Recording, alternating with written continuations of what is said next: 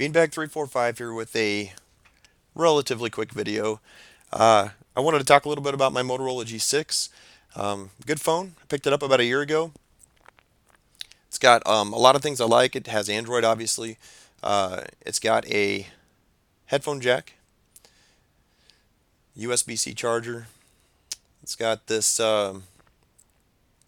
fingerprint scanner that also doubles or is kind of a multifunction.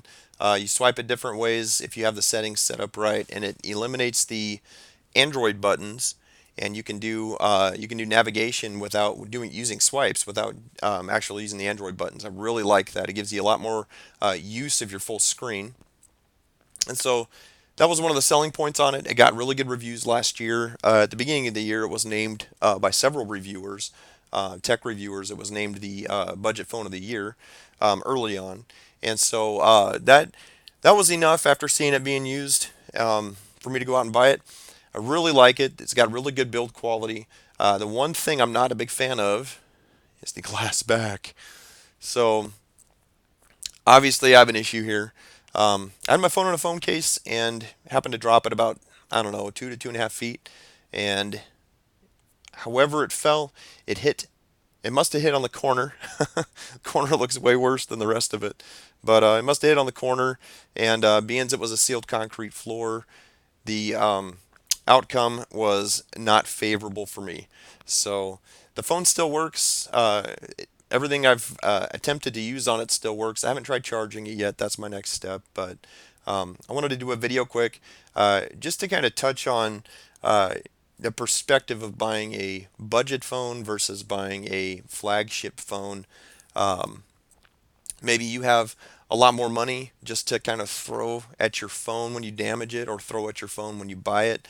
You might agree to the payment plan where it adds, $40 to $50 a month, or $25 to $50 a month to be able just to pay for the phone, so you don't have to pay for it right away. And then what you do pay for is your protection plan.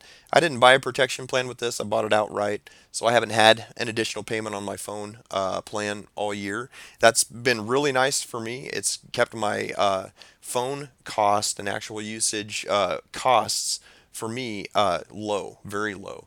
And so I advocate that. I advocate going and buying your phone outright if you can. You're going to pay a lot less, or at least marginally less over time than you would if you made monthly payments and then also had the care plan. I've seen people with, an iPhone 6 or 7 because they dropped their iPhone 10, and then however their plan works. I'm no Apple Care expert, but however their plan works, or however they chose to do it when they bought it, they had to get another iPhone, and so they ended up getting something that's a lot less expensive and therefore a lot lower grade of phone than they had when they started.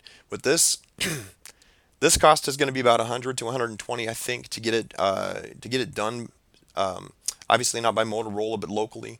And then the comparable cost just to go out and buy a new phone, switch all my stuff over, which would be really easy, is going to be 100 to $120, because my original phone price a year ago was like 180 or 200.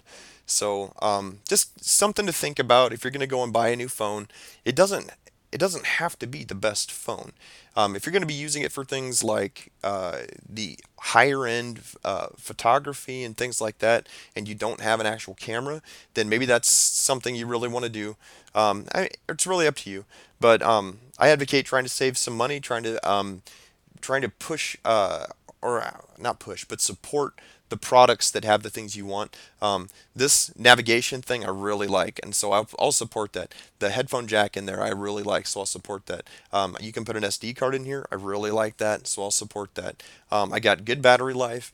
I get great calls. I've got a great picture. It's not on right now, but it does still work. I tested that part. I just haven't charged it. So my next step is to take my adhesive fix-it material. I get in the shot here and apply some of that just to keep the glass shards and crumbs out of my pocket, out of my phone case.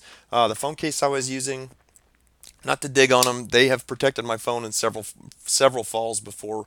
One from about 5 or 6 feet up onto a more of a concrete or padded sorry, more of a padded concrete than what I did this time that was sealed concrete. But they have great, fairly slim designs that they just everything seems to be in the right place. And my last phone had that, and I did fine with it. This phone has it, and up to now has done fine with it. And I think it was just the angle it fell on. So, anyway, be careful with your phone so you don't have something like this happen to you.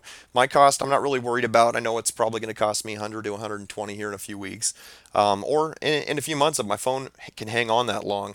I may decide to wait and go with something with a metal back or a plastic back. We'll see. But I really like the G6, so I think I may still stick with that. Um, Again, new stuff comes out all the time. Newer stuff that's out now gets cheaper, and so I may end up upgrading. I thought I was upgrading to this one. I really do think I was an upgrade to this one from my previous phone.